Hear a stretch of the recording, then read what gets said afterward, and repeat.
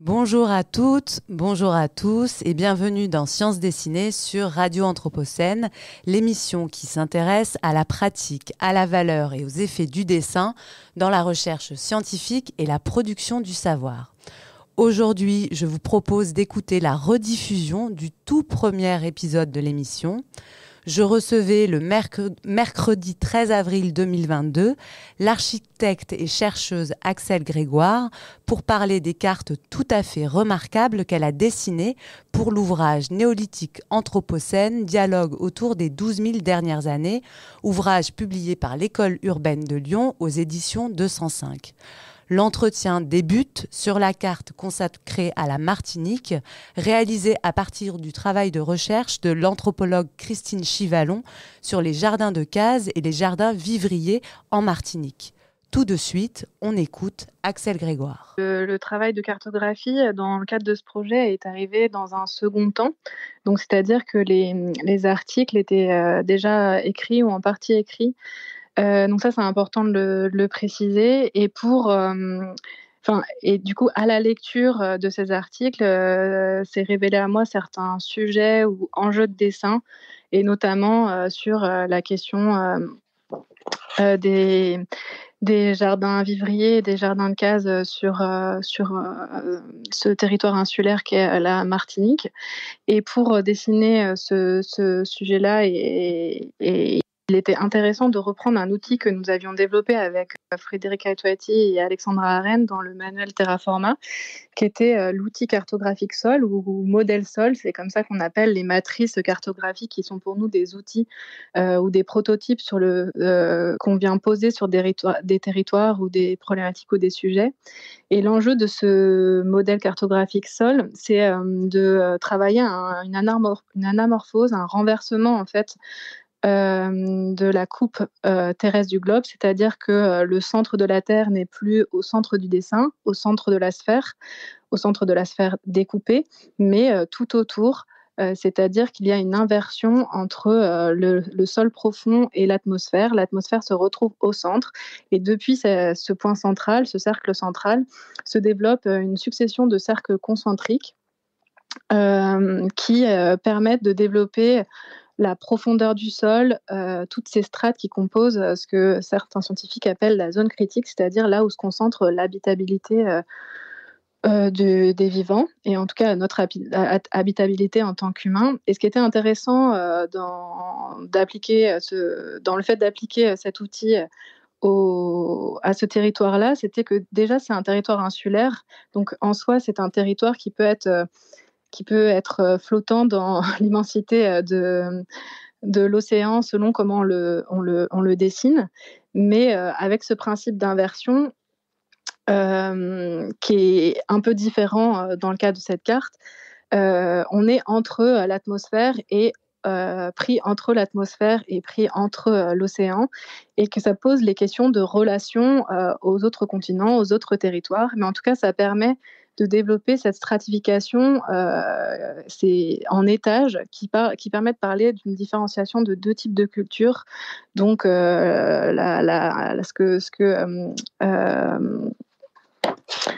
Christine Chivalon. ce que Christine Chivalon a pu appeler aussi la matrice de prédation, qui est le Plantacocène, donc plus proche du littoral, et en montant dans les étages, ou en montant en altitude, là où c'est beaucoup plus difficile de cultiver, se trouvent des modèles d'émancipation, des typologies de jardins qui perdurent comme traces dans le territoire, mais aussi comme modèle en gestation. Et du coup, cette carte permettait d'exprimer justement cet étagement. Donc en fait, ce qui est intéressant de voir là, c'est comment un concept, ou en tout cas une lecture d'un territoire, ou une idée qui presque parfois une idée abstraite peut s'incarner spatialement dans une carte, et elle sert à la fois à dessiner un nombre d'interrelations importantes, mais aussi un territoire par rapport à une problématique précise. Ma question suivante, à laquelle vous avez déjà en partie répondu, mais je la pose quand même, porte sur le processus, l'activité de dessin en tant que telle. Savoir comment concrètement vous vous y prenez pour concevoir un tel dessin un dessin qu'il faut voir pour en mesurer l'épaisseur et la complexité. Donc vous l'avez dit, c'est un dessin qui est venu dans un second temps, qui s'appuie sur un propos textuel déjà constitué, sur un travail scientifique. Vous avez mobilisé une matrice cartographique, ce modèle sol. On comprend en vous écoutant que cette matrice, elle s'est plus ou moins imposée à cause de la nature de l'espace qui était à cartographier, donc cette île, mais aussi parce que ce qui était à montrer se prêtait tout à fait à l'outil sol qui donne à voir en fait une profondeur qui va révéler cet étagement des cultures qui sont représentées. Est-ce que vous pouvez nous expliquer à quel moment intervient le dessin? Est-ce qu'il intervient comme une formalisation finale une fois tous les éléments à représenter récoltés, ou bien est-ce qu'il y a des allers-retours? Comment s'est construit le dialogue avec cette matière première qui était le travail de Christine Chivalon jusqu'à ce dessin final particulièrement riche et particulièrement aussi complexe? En fait, en effet, le protocole de cartographie, il est forcément différent à chaque projet. Et en tout cas, il y a l'espace-temps de la cartographie et les possibilités qui nous sont données par l'aller-retour, en fait. Là, ce qui a été intéressant, c'est aussi qu'à partir de la lecture de l'article et une compréhension des enjeux, et on a pu faire un long entretien où il s'agissait d'échanger justement sur des formes proposées et leur réception par cette chercheuse, et du point de vue de cette discipline-là. C'est pas toujours le cas, mais c'est surtout, c'est d'autant plus intéressant quand c'est très itératif. C'est-à-dire que même dans la conception même de Terraforma, puisqu'on était 2 architectes, Alexandra Arène et moi-même, et que nous avons travaillé avec Frédérica Itoiti, qui est historienne des sciences et metteuse en scène. La conception même de ces outils s'est fait de cette façon, dans une itération, c'est-à-dire nous proposions des prototypes par rapport à une discussion qui était relue à travers les références et les propositions de Frédéric liées à l'histoire des sciences. Donc c'est pour ça que, par exemple, la métaphore de la lentille optique, qui est en fait une métaphore qu'on utilise énormément pour penser la carte, c'est parce qu'elle permet de dire que c'est qu'un point de vue, qu'on peut faire un réglage, mais aussi on peut optimiser les réglages. C'est toujours quelque chose qui est en cours, en fait. Une cartographie, c'est un instant T sur un moment de réflexion, mais on peut avancer et continuer à régler ce prototype qui est l'outil cartographique. Et c'est ce qui s'est passé dans le cas de cette cartographie sur la Martinique, puisque nous avons fait des allers-retours, en effet, pour ajuster certains positionnements, pour changer un paramètre de cette matrice, en fait. Donc, c'est difficile, en effet, de parler de dessin sans voir les images, notamment quand elles sont complexes. Mais ce qu'il faut bien comprendre, c'est que la façon dont on aborde la question cartographique, c'est toujours avec justement l'idée d'un outil, c'est-à-dire un modèle. Des fois, on parle de modèle ou de matrice qu'on essaye d'expliquer,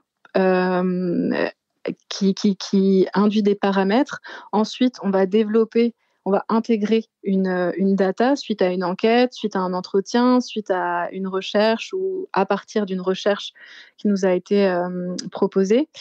Et ensuite, on soumet en fait cette vision à l'auteur de cette recherche, ou alors par le biais d'ateliers aux acteurs de ces territoires, pour mettre en animation, mettre en action ces nouveaux paramètres, les adapter.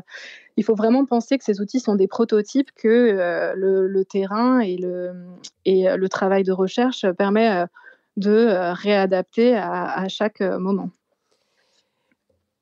Donc cette question de la carte et du dessin comme outil, elle m'amène à un autre axe de conversation qui me semble intéressant.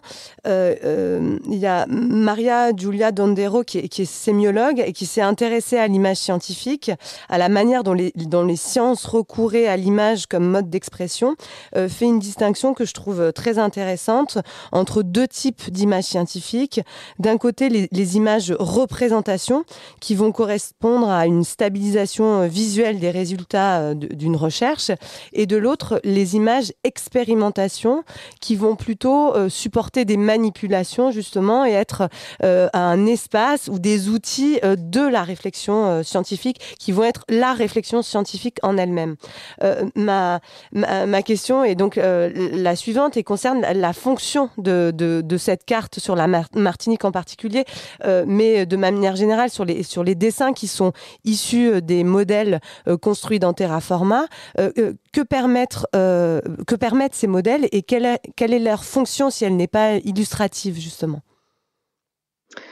Clairement, en effet, ça passe, en tout cas peut-être pas seulement la fonction illustrative, même si on ne peut pas dénier la part de médiation que portent ces objets dessinés.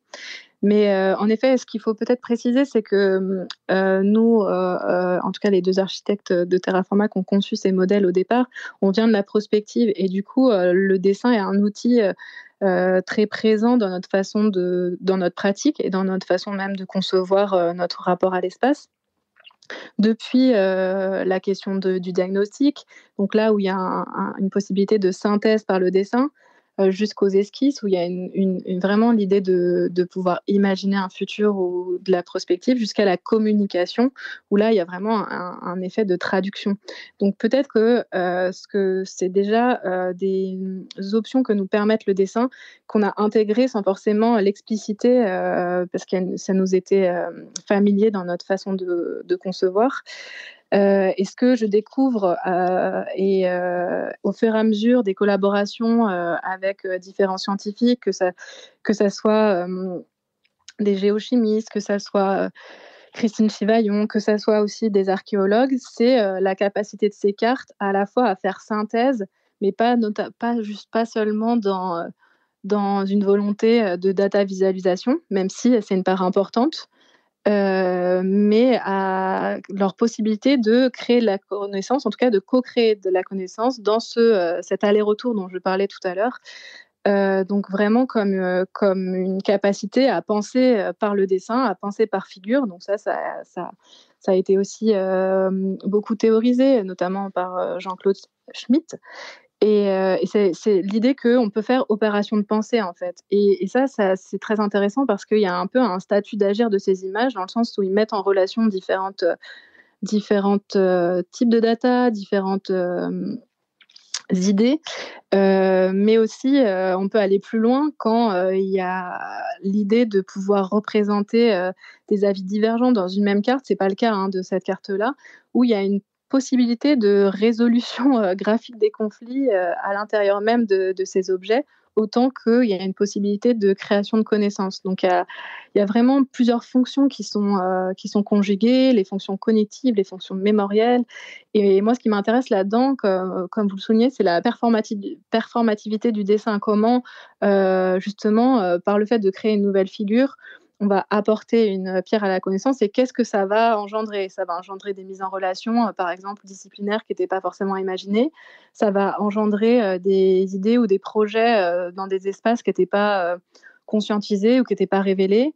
Ça va engendrer une poursuite en fait des recherches parce que on va pouvoir cibler un sujet qui n'était pas évident dans la formulation au départ. Donc il y a plein de possibilités et sachant que dans la prospective, chaque trait en fait s'incarne à un moment ou à un autre dans le monde matériel. Donc il y a vraiment une idée de responsabilité quand on est concepteur et après quand on dessine, qui n'est pas tout à fait exactement la même quand on dessine une figure de pensée, mais comment ces objets-là, après, ils vont dans une mise en dialogue avec le monde, c'est-à-dire que chaque carte porte en elle à la fois une réflexion sur la problématique sur laquelle elle s'intéresse, mais une vision du monde aussi, c'est-à-dire que en représentant les strates de sol, en représentant la profondeur du sol, on va avoir une matrice de pensée qui va nous permettre de comprendre l'expansion humaine, pas seulement en surface, mais aussi pas seulement en étendue et en surface, mais aussi en profondeur. Donc voilà, ça change complètement notre système de mondation et notre système de vision. C'est pour ça que l'idée de l'anti-optique est très importante, parce qu'on peut en changer et aucun regard n'est neutre. Et c'est aussi ça que ces cartes disent. Effectivement, hein, donc, dans ce que vous venez de partager, il y a des mots qui me semblent très, très importants. Donc, cette question de la médiation d'abord, mais aussi de la synthèse, de l'imagination, de la traduction. Et puis, on va jusqu'à penser par le dessin. Donc, le dessin comme écriture performante, hein, qui est un véhicule pour la construction d'une connaissance singulière. Et à ce propos, j'aurais aimé vous entendre sur un dernier point. C'est une particularité visuelle du dessin, donc qu'on va essayer de donner à entendre à la radio, mais c'est un exercice que je trouve intéressant. C'est sur la partie stylistique, on va dire esthétique de vos dessins, dans vos cartes, et notamment les cartes de néolithique anthropocène. On est dans une esthétique particulière, hein, de la ligne claire, avec une forme de maîtrise très poussée de l'esthétique cartographique informatisée, que ce soit dans les figurés, les aplats. Mais en même temps, il n'y a pas que ça va au-delà. On a tout un vocabulaire graphique qui est peut-être un peu différent, plus sensible, aussi très figuratif, notamment dans cette carte sur la Martinique, toutes les petites vignettes qui racontent les relations au mode végétal. Comment vous l'abordez, cette question du style et de l'esthétique ? Est-ce que c'est une question qui est importante ou pas ? En tout cas, elle n'est pas forcément toujours conscientisée, même si il se trouve que dans le panel des outils, il y a forcément au départ les outils du concepteur, c'est-à-dire le plan, la coupe, l'élévation, et la possibilité de combiner ça, en fait, de faire exister différentes visions dans un même dessin. Ensuite, en effet, je pense qu'il y a maintenant dans ma face, il y a une écriture en fait graphique qui se crée au fur et à mesure des entreprises cartographiques, j'appellerais ça comme ça, qui est entre l'écriture diagrammatique, quoi, ligne, flèche, point, aplat, donc une écriture codée, normée, dont il est facile de communiquer le vocabulaire et la grammaire puisqu'il est déjà partagé. Et une façon de s'autoriser justement le dessin plus figuratif à certains endroits et d'articuler les deux comme étant deux écritures qui ont leur potentialité mais qui sont légitimes de manière assez équivalente sur des enjeux différents. Quand il s'agit en effet d'expliquer des phénomènes ou même de penser cette matrice, en effet, l'écriture diagrammatique vient plus spontanément.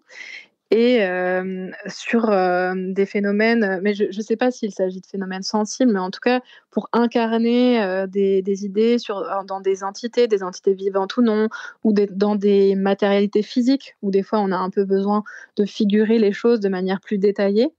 C'est là que un autre type de dessin intervient et s'articule avec cette première écriture plus normée. Ce qui est intéressant aussi, c'est peut-être que c'est une façon de traduire deux choses, à la fois comment on construit la carte et l'intégration d'une data qui n'est pas forcément toujours normée, puisque on peut faire des récits d'enquête. Voilà, il y a une diversité des datas qui peuvent être intégrées à ces types de dessins.